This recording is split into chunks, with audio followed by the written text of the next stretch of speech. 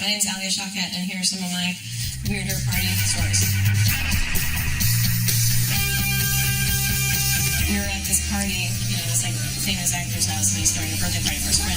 It's all very hip people, and my friends are great musicians, and they're performing, and I'm singing backup. Found out later the mic wasn't even on my mic, so I was just kind of standing on stage being which was kind of embarrassing, but they were it was casual. And we were hanging out afterwards, and I had told my friend, I was like, I think that, the guy is really cute. She's like, well, you should go talk to him. I was in a group of his friends, and they were all kind of tough biker-looking dudes, and he was in the group, wearing a baseball cap, trying to be not really that obvious. For the purpose of the story, I probably shouldn't say whose house this was or who this guy is, but let's say it's Cary Grant, because I'd love to imagine hooking up with Cary Grant. My awkward way of trying to get a conversation, I was like, I'll tell a joke. So I was like, so a guy walks into a butcher office, no, it's not a butcher, sorry, a meat store or whatever, and, says to the butcher, you want to make a bet? And the butcher's like, no, I can't take that bet. And he's like, why not? And he's like, the stakes are too high.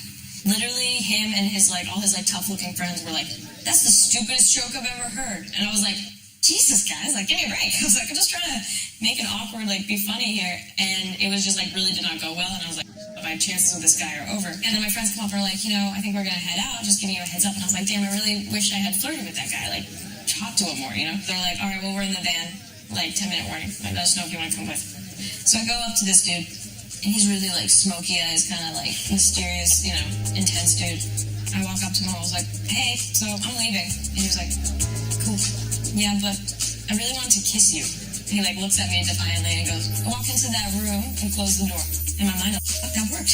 So I run and tell my friends, and they're all hanging out in the van laughing, and I was like, I'm gonna stay. And I remember my friend asked me 4 times in a row. She goes, are you sure you want to stay? Are you sure you want to stay? Are you sure you want to stay? Are you sure? And I was like, yes, I'm going with it. He told me to go in the room, whatever. So I go into this room, I close the door, and right as I'm closing the door, he comes in through another door, on the other side. He kind of looks at me, and I was like, oh, this is on. And I remember he approached me, and I was really hot, but he approaches me and pins me against the wall, and he just goes, one kiss, just one kiss. And I was like, oh, I'm also I'm begging for it too, but I was like, whatever. We make out, it's really hot. And he goes, give me a second, I'm gonna get everyone in the party to leave. I was like, all right. I'm sitting on this bed in this really nice house, and he goes outside. He's back 15 minutes later, and he cleared out the party. He is very directing me things to do, which was really hot. But he was directing me. He goes, all right, take off all your clothes. And then he's like, all right, I need you to go take a shower because I want to go down on you, and I need you to be clean. And I was like, okay. So I go into the shower, and the whole time these next 3 stages, I'm just can't believe you're in the house with this guy. What's going on? Just go with it. You're chill. And then I come outside. He takes the towel. He puts it down. And he makes me stand in front of the mirror. And he has a razor. And he's like, I'm gonna shave you now. And I was like, okay. So I'm looking at myself directly in the mirror with my legs open. He's down on his knees, and he's shaving my vagina. And I was just looking at myself you're still in there. The real you is in there. Just enjoy this. He sat on the bed. He had a warm bowl of water. He delicately shaved me baby clean. Nothing there. The whole time I'm just trying to be we're into this. We continue to hook up. We start to have sex for a little while, and then he completely switches. He starts standing up and running around and being I can't do this. I'm not supposed to be doing this. I should be doing this. Blah blah blah blah blah. And I'm there with a freshly shaved vagina, just being we're doing this. It's too late to be we're not doing this. So then he keeps walking around the room pacing, and then he comes back and we're hooking up, and we start to have sex again, and then he does the same thing. And he does that 4 times, on and off, bipolar. And at the time I was I think I was 20 or something, and he asked me, he was how old are you? And I was I'm 20. And he gets I'm 20, I shouldn't be doing this anymore. In my mind, I'm get over fucking self. We're just 2 adults trying to have a weird experience. He was so just trying to make it so dramatic. I shouldn't be doing this anymore. And I was all right. And then I remember he found a joint in this dirty ashtray. I was so happy to find a joint. He was oh, I'm my savior. I was maybe that'll chill you up. We both pass out for a little while, and then I wake up and he's still asleep, and it's 5 a.m. or something. I call a car and half asleep and go back home. Later that morning I woke up and I really was did that shit happen to me? And I lifted up the covers and I was yeah, it happened. There's nothing down there.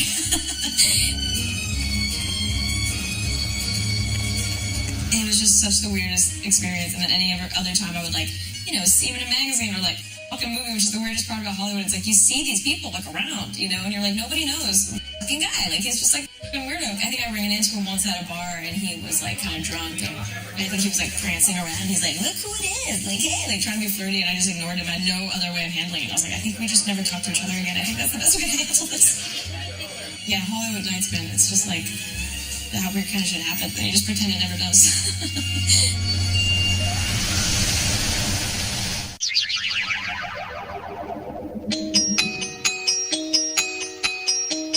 The only time I ever did acid by myself, I was in Brooklyn, Prospect Park, and I took liquid acid for the first time in my life by myself.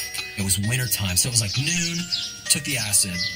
So like by 4, my mind is in a different place to the point where I'm just like walking around like spinning on a baseball field, and I can't even find my way off the baseball field. It starts to get dark, so I start to get insanely paranoid. I'm by myself. I'm like, oh man, I'm in the park at night. This is bad. Walking around just like, oh my God, I'm just going to follow these lights. I'm going to follow these lights. These lights are where people are. It turns out it's the Prospect Park ice skating rink. I can go here to ride this out. I can ice skate because I spent my entire life playing hockey, right? I walked in, I was like blasted out of my brain, couldn't function. I just took $20 bills out and I was like, here you go. And then they gave me money back and I was like, yes, transactions. Rented skates, put the skates on, put all my stuff in a locker. I was like, I am on acid. I am about to skate. Zamboni gets off and I go out and I'm like, oh my God, I am so good at this. I'm the best one here. And it's true, I am the best one. It's all like 12-year-old kids and I'm just like, oh man, skating just like...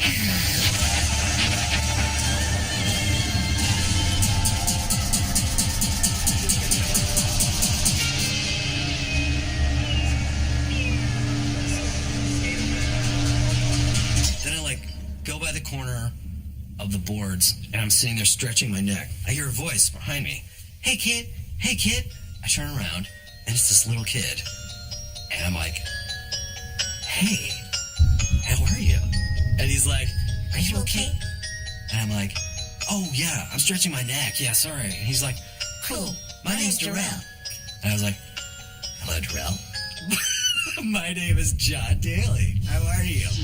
How are you? Just balls tripping on liquid acid. This little boy who is like 11 is like, John, will you skate with me? Will you skate with me? And I was like, yeah, dude. I can skate with you. I didn't say I was like, of course, I'll skate with you. I hold hands with this child. Little kid. I'm skating and I'm kind of like helping him out a little bit. And I'm like, what are you into? What are you into, man? What's your deal? What's your deal? What are you into? He's like, I like wrestling. I like WWE. And I'm like, oh, cool. Who's your favorite wrestler? I like The Rock. Stone Cold Steve Austin. All this stuff. I'm like, oh, great. And then this woman comes up to us, skates up to me with my saucer pupils. She's like, hello. I'm like, hey. He's like, this is my aunt. His aunt comes up to me and goes, thank you so much for skating with Darrell. And I'm like, oh, whoa.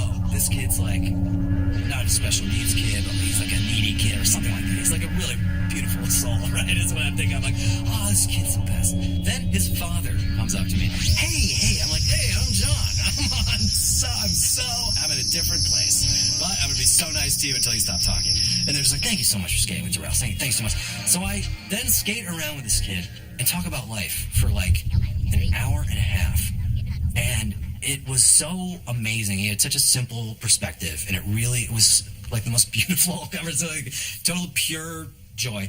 And then I feel like a spray from the ice on our leg. Look over, and this kid has like iced us, like purposely.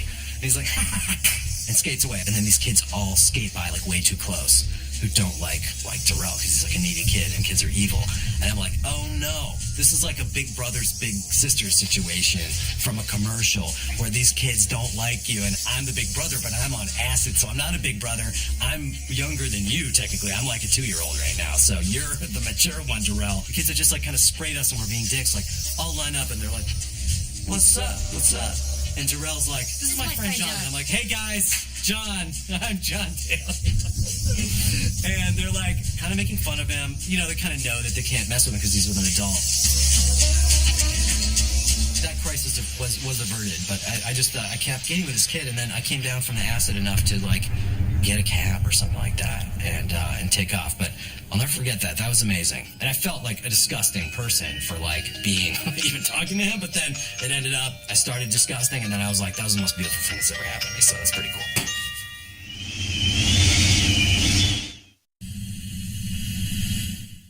Hi, I'm Chris Pontius, and this story takes place in a party town.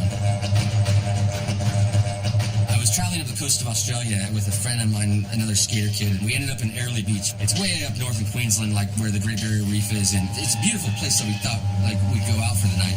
We just started drinking and having a blast, and we were mixing alcohol with those energy drinks. At some point in the night, I realized that he wasn't there anymore. You know, I was by myself. My immediate next memory was having someone wake me up and going, "You want to get up now, mate?" And it was an Australian police officer, and I was in jail. And I'm like, "What happened? What'd I do?" "You got caught with a 14-year-old girl, mate." "What?"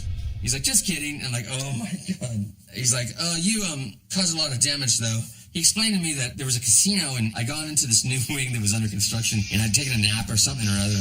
When it was time to exit, maybe I couldn't find the door or something. You know, I started kicking into the safety glass, and it was like this big glass windows, and I guess like security like ended up on the other side of this window, kind of like, "No, stop." So I kicked through this window, no shirt.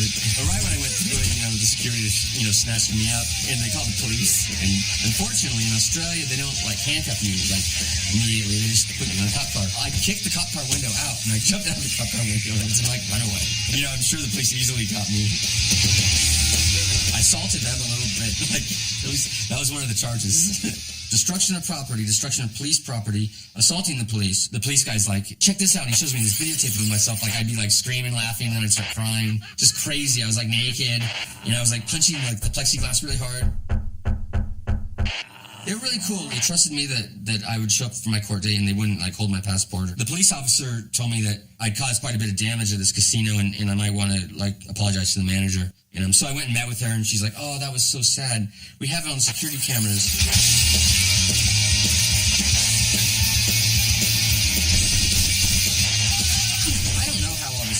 Someone must have slipped something in my drink because I don't know why I didn't just go to bed. It just wasn't like me. I mean, that's what I was telling them. I couldn't remember anything. That was the weird part. I don't remember like even dealing with the police, you know. All I knew was like I was drinking with my friend and then I woke up in jail. I found out in this town like a lot of women would get like Mickey slipped to them and so on. You know, I probably ran out of like money when I was out like at the bar and I just stole some woman's drink that, you know, was going to get paid. I probably saved somebody. I was a hero. So we went to the courtroom. There was all the other criminals like awaiting their trials and so on. It became my turn, and so we go up there, and I just kind of like told my story. All the other criminals started laughing, and I promised that I'd pay for all the damages, and they're pretty much like, "All right, here's your bill," and they gave me like 3 years probation in Australia. And years later, you know, I went back to Australia, and no problems. Like it's not even on my record. And I ended up like, well, I didn't learn anything from the experience because it happened several times. I've been arrested for assaulting the police several times. I didn't assault the police because they were police. I assaulted them because they were people that needed to be assaulted and had just happened to be police. Cops generally have been okay. It was really a question of if I was okay with them. I had a lot of bad experiences with them, but for the most part, I think they're pretty cool. And sometimes I was the bad guy. The police are going to have as much power as you give them. You know, it's important to show them who's in charge. And sometimes alcohol's in charge. And that's a whole other story. Bullies are fed by power, and you let anybody push you around, they're going to keep doing it. If you let them, that's just going to feed them, and they're going to do it more. I mean, it's just as simple as nature, really, you know. A lion, you know, goes after a gazelle. What if the gazelle doesn't run? Lion will not know what to do. The more crazy you are, the better it is. It's kind of like Murdoch in A-Team. Like, everyone else like was wanted by prison, but he just goes to the mental ward. And being crazy is not a crime. And if you're not responsible for your actions, like, you never go to jail. And if the police think that, like, you're just a crazy person and you didn't take your medication, you'll get away with anything. You're not a criminal. You're a victim, too.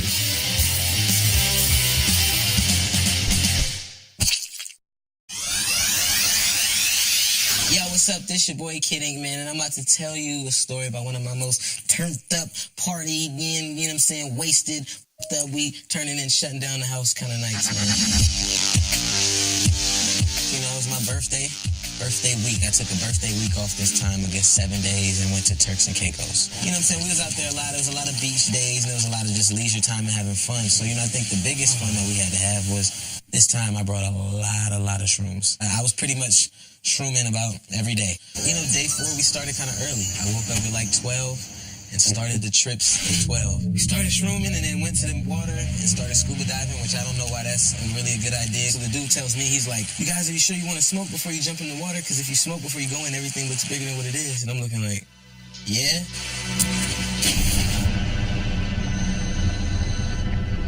Now I'm in the biggest ocean where I have no idea what I'm really seeing and what I'm not seeing. Like I'm swimming through like coral reefs and like real like ocean. Like it was kind of crazy. Like there was no way to put my feet down anywhere or get to the bottom of the ocean, but I could still see the bottom of the ocean. Like I played a water mouse. That lasts for about 15 minutes till I panic. So I'm driving the Sea-Doo and it says sport, and I'm just looking like, what happens when you press that button? Press the sport button and at that point, it's 4 of us. We're all shooting down to the next island. And the next island is like where like all the big houses were, like Prince's house and Oprah's house and Bruce Willis' house, and you know what I'm saying, Kevin Costner's house. Everything is flat and the same length, and you can't just see sky that way. You see a couple like houses and mountains and other people this way, but by the time we got so far out, it was just water and sun. Rode all the way to some islands. You get to walk with the sharks. We was walking around with some sharks and stingrays, which was kind of nuts. They'd say they're friendly sharks. I never heard of those. But yeah, friendly ones. As we came back, we went to, it was one of those like movie, like festival, carnival, like trippy things where they got like, people dressed up like different costumes, but they look scary to me. It was crazy. Like it was a dude dressed up like a conch fish, which is like the major fish, but he just looked like a horror movie. I think it took about 10 minutes till everybody panicked.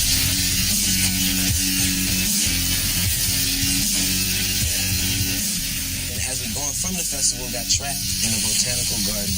Kind of like got lost for a minute, walking around in the dark through this botanical garden, and I'm like using my cell phone, like trying to see where we going, and looking at all these weird fruits and plants and all this stuff like that.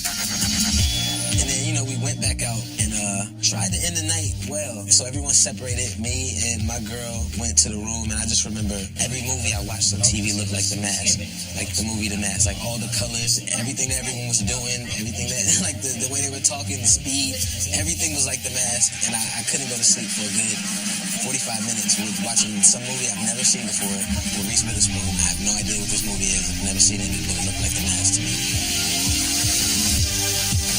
That was definitely the best night of that week. We had a bunch of cool nights every night, but that night, probably some more happened that I can't even remember happening, and it always pops up later. All right. What's up? Let's party! Yeah!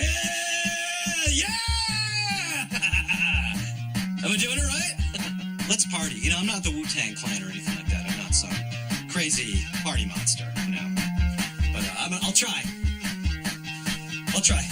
I got bit by a bear once. It was just like tasting me to see like what I was, because it wasn't even trying to eat me. Like it just like compressed my butt cheek together, and it like was held like that for a while, and it wasn't trying to be mean or anything. It was just like it was like you put your butt in a vice. The best drug is just having a 24-year-old like Olympian's blood repumped into your body. Did you guys know that? It's like you just get like a really healthy person's blood and just get high for like 24 hours. It's amazing.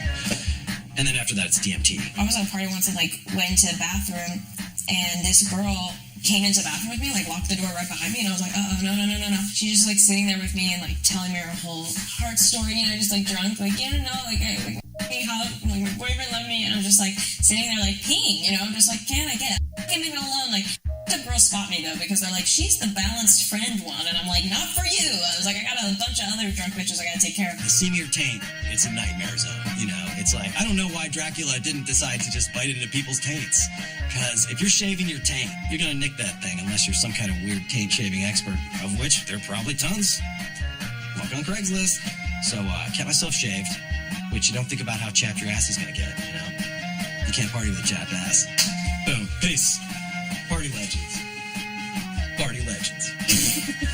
Yeah, I don't know. My game is tight, though, you know. I take home big fish.